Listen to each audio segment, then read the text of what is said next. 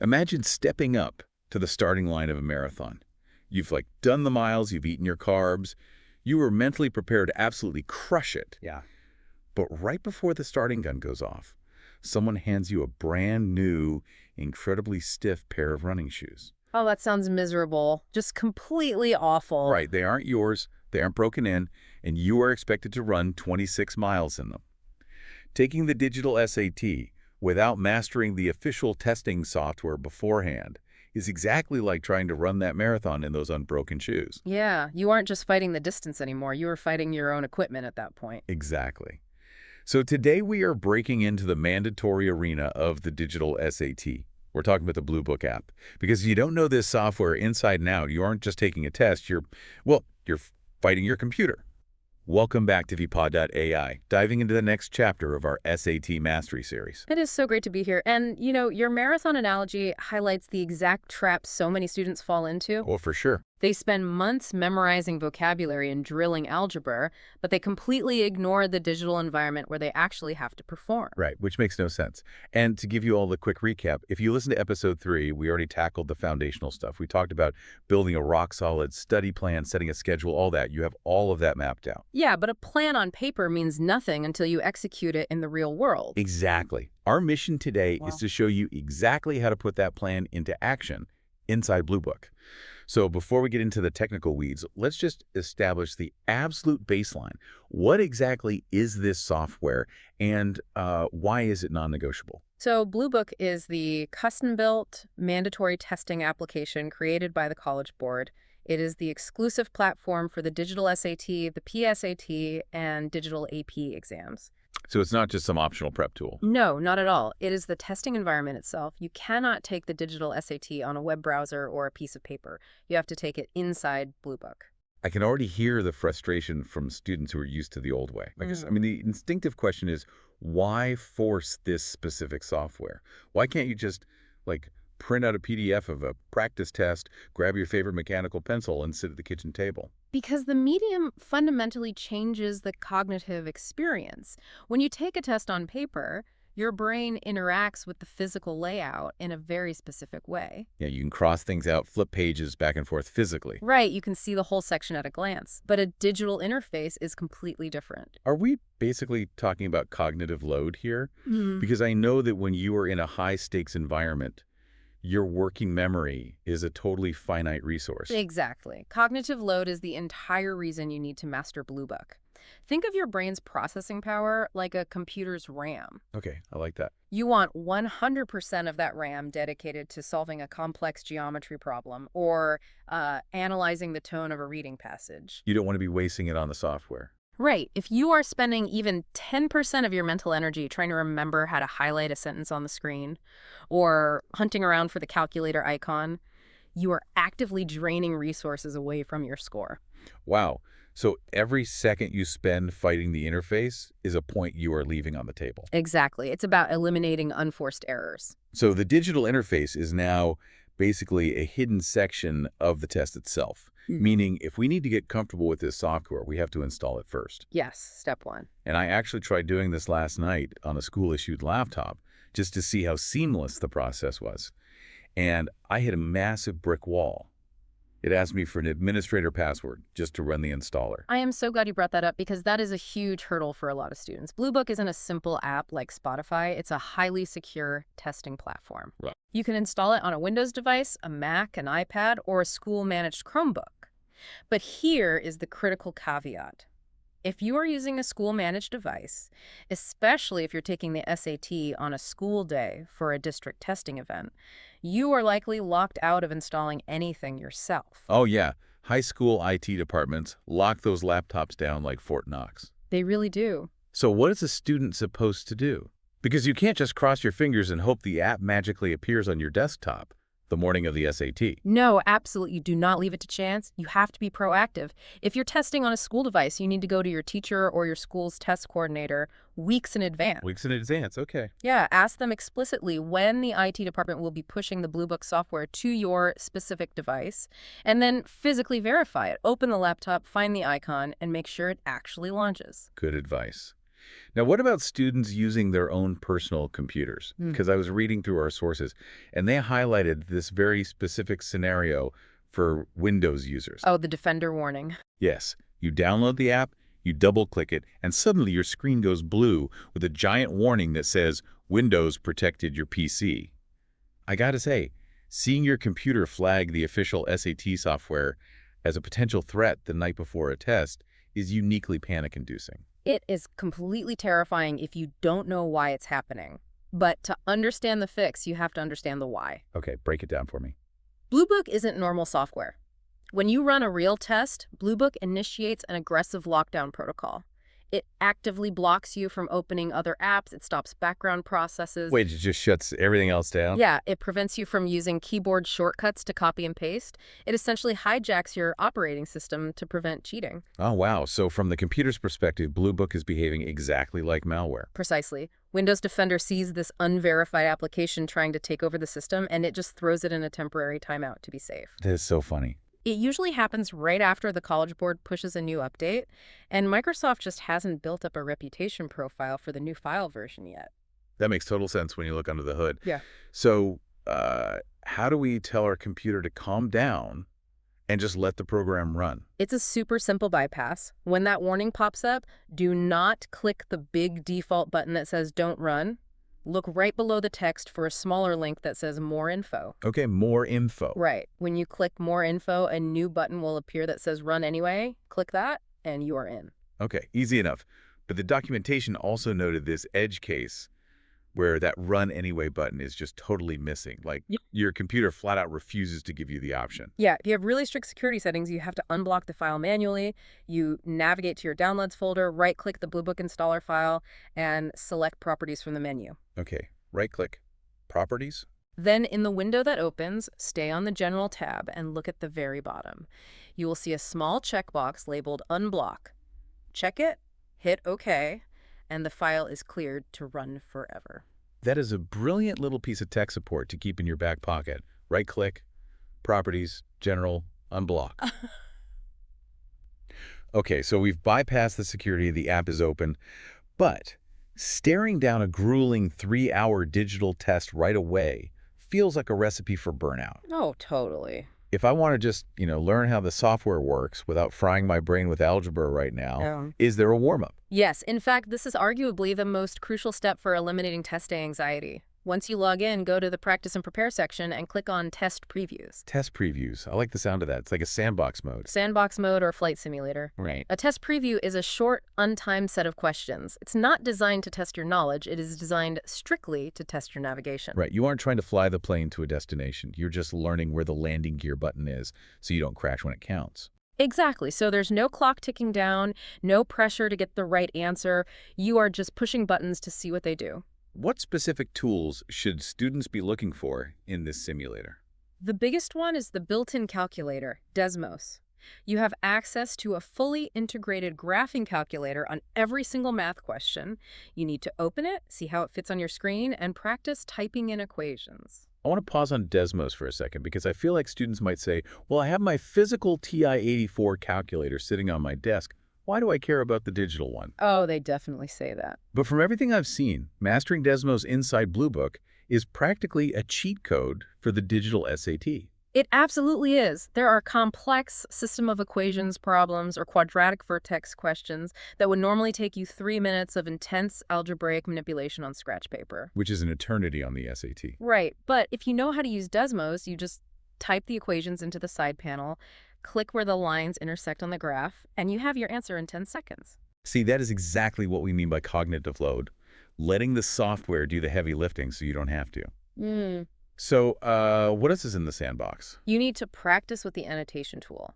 Learn how to drag your cursor to highlight a critical sentence in a reading passage and practice leaving yourself a digital note. Oh, that's handy. Yeah, and find out where the timer lives on the screen and learn how to hide it if watching it count down gives you anxiety. Oh, hiding the timer is a huge pro tip. It really is. You also want to master the flagging tool. If you are stuck on a question, you can flag it and instantly pull up an overview screen that lets you jump back to it later. That is so freeing. You can spend 20 minutes just drawing parabolas in the calculator or highlighting everything in neon yellow. just to see how the system handles it? Exactly. Get all that out of your system. Now, there was a specific detail in our sources regarding students who use assistive technology during this sandbox phase. And honestly, it sounded a bit concerning. It is a really critical nuance. If you use screen readers or other accessibility software, you absolutely should test them during a test preview to ensure they interact smoothly with Bluebook's interface. That makes sense. But here is the catch. Bluebook doesn't always permanently save those configuration settings from an untimed preview session. Wait, hold on. That feels like a massive design flaw. If I am visually impaired and I spend 30 minutes getting my screen reader perfectly synced in the sandbox, the app just develops amnesia and forgets it on test day. Unfortunately, yes, it can happen. The sandbox environment and the official secure testing environment are siloed differently in the software's backend. Wow. So you have to go in with the expectation that you may need to repeat that entire setup and syncing process on the morning of the actual test. Do not assume your settings are locked and loaded just because they worked on a Tuesday in practice mode. That is exactly why you have to practice this stuff. You do not want that surprise on a Saturday morning. Definitely not. And just to clarify, if a student has approved accommodations for time and a half or extra breaks, will they see those in the test preview? They won't, simply because the test preview is completely untimed. There is no clock to extend. You will absolutely receive your accommodations on the real test, but don't panic if your dashboard looks standard in the sandbox. Okay, so we played in the flight simulator. We know where the landing gear is. At a certain point, though, we have to actually fly the plane. Which brings us to the core feature of the Practice and Prepare section, full-length practice tests. Bluebook houses the official full-length tests for both the SAT and the PSAT. Quick sidebar, though. Since AP exams are digital now, too, are those practice tests in Bluebook as well? No, and that is a common point of confusion. The actual digital AP exams are administered in Bluebook, but if you want to take a practice AP test, you have to log into a different web platform entirely called AP Classroom. Oh, I see. Yeah, Bluebook's practice section is purely dedicated to the SAT suite. Got it. Okay, back to the SAT practice tests. These are the real deal. We're talking full length, strictly timed, completely simulating the actual testing environment. Entirely simulating it, down to the breaks. This is an endurance event. The only difference is a slight quality of life feature for practice mode. What's that? On a real test day, if you finish a reading section with 5 minutes left, you are locked in. You have to sit there, check your work, and wait for the clock to hit 0 before the software lets you move on. In a practice test, if you want to keep your momentum going, Bluebook gives you a button to end the section early and jump right to the next one. Which is great if you were trying to squeeze a practice test into a busy Sunday afternoon. Though I will say, if you have 5 minutes left on the real test, do not just stare at the wall. I'm definitely not. Go back to those questions you flagged. Use every single second. But let's say I power through. I finished the 3-hour practice test. My brain is completely fried, and I click submit. Where's my score? I'm expecting this big flashing number on the screen like an arcade game. And that expectation trips up almost everyone. Your score will not appear inside the Bluebook app. Wait, it won't? No. Remember what we talked about earlier with the security protocols? Bluebook operates as a secure terminal. It just collects your encrypted answers and sends them to the College Board servers. It doesn't analyze them. So the app just closes and basically says, thanks for playing. Mm-hmm. Where do I actually see how I did? You have to open a normal web browser, like Chrome, Safari, whatever you use.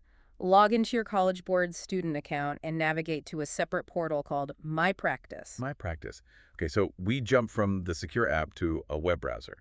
What exactly is waiting for me in this portal? Because if it's just a raw number, like a 1250, that doesn't really help me study for next week. My Practice is where the actual learning happens. It is a full analytics dashboard. It doesn't just give you a baseline score. It breaks down your performance question by question. Oh, that's awesome. Yeah, you can see the exact math problems you got wrong. You can see what the correct answer was. And most importantly, it provides detailed explanations for why the correct answer is right and why your specific wrong answer was incorrect. That is where you weaponize the data. You don't just look at the score and feel bad. You read the explanations to find the patterns in your mistakes. Like, are you consistently messing up quadratic equations? Are you always falling for the trap answers in reading comprehension? The portal tells you exactly what to focus on next. Exactly. The simulation measures where you are, but the review process dictates where you are going. All right, so we've covered the software comprehensively. We know how to install it, how to bypass the security blocks, how to use the sandbox, and where to find the analytics. But I want to pivot because Bluebook isn't just floating in the cloud. It is running on a physical piece of hardware. Let's talk about the actual laptop or tablet you are bringing into that testing room. This is where we connect the digital back to the physical. Bluebook is doing a lot of heavy lifting. It's running an integrated Desmos calculator. It's constantly saving encrypted keystrokes. And it's aggressively locking down background apps. Yeah, that sounds intense. All of that processing power requires energy. It is a massive drain on your device's battery. Which brings up a terrifying physical vulnerability. I mean, I know laptops that can barely hold a charge through a 50-minute history lecture, let alone a high-stakes standardized test. What are the actual physical requirements for the device on test day? The College Board is very strict about this. Your device must be 100% fully charged when you enter the testing room, and the battery must be capable of lasting for 3 to 4 hours of continuous heavy use. 3 to 4 hours. That is a tall order for a laptop you've been carrying around in your backpack for 3 years.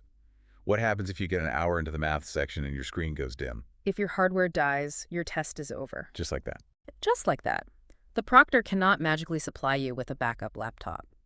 This is why the College Board explicitly recommends, and I cannot stress this enough, that you bring your device's power cord or a heavy-duty portable charger with you to the testing center. This might be the most important takeaway of this entire deep dive. You have to treat your charger like you used to treat a number 2 pencil. It is a core piece of testing equipment. Imagine the sheer panic of being in the zone, analyzing a dense reading passage, and a low battery warning flashes across your screen. Your focus is instantly shattered. It induces an immediate fight-or-flight response. Your cognitive load completely shifts. You stop processing the reading passage and start calculating how many minutes of screen time you have left. Right. The anxiety is overwhelming, and it is entirely preventable. Plug your laptop in the night before. Pack the cord in your bag before your head hits the pillow. Do not rely on hope. Hope is definitely not a strategy, especially when it comes to old lithium-ion batteries. You have to control the controllables. So let's just recap the journey we've taken today, because we've covered a lot of ground in breaking in these marathon shoes. Yes, let's review. First, you acquire the software. You download Bluebook on an approved device. If it is a school-issued laptop, you get in front of the IT blocks by talking to your teacher weeks early. If Windows Defender flags the app as a virus, you don't panic, you click more info and run anyway, because you know it's just the anti-cheat software doing its job. Perfect. Next, you jump into the flight simulator. You open the untimed test previews to master the interface. You practice graphing equations in Desmos to bypass difficult algebra. You learn how to highlight text, and you double-check your screen reader settings, knowing you might have to reset them on the big day. Then, and only then, do you take a full-length, timed practice test. And when you finish, you close the app, open your web browser, and head to the My Practice portal to dig into the analytics of your mistakes. And finally, you respect the physical toll the software takes on your machine by charging your battery and packing your power cord. Ticking every single one of those boxes creates a foundation of absolute calm. When you walk into that room, you want the only challenge to be the content of the questions, not the medium delivering them. Which leaves us with a really fascinating thread to pull. Bluebook is an incredible arena. It is secure, it is standardized, and it captures your performance perfectly. But that is all it does. It captures your performance. It measures you. Right. It does not teach you. Bluebook will tell you that you don't understand quadratic equations, but it won't sit down and teach you how to solve them. It is a diagnostic tool, not a curriculum. Exactly. So how do you actually acquire the knowledge to boost those scores before you ever log into the testing app? What if the most crucial digital tool for beating the digital SAT isn't even made by the College Board? That is the real secret to test prep. You have to bridge the gap between measurement and mastery. And that bridge is exactly what we are going to explore in our next deep dive. We will be breaking down how to use Khan Academy for SAT preparation. We'll look at how to link your College Board analytics directly to Khan Academy to build a customized, targeted learning path that attacks your specific weaknesses. That's going to be a good one. It really is. But until then, take control of your environment. Familiarity breeds confidence. By taking the time to truly understand Bluebook's mechanics, you have already taken a massive first step toward conquering the digital SAT. You've laced up those stiff new shoes, you've broken them in, and you are ready for the miles ahead. Thank you for joining us today, and happy studying.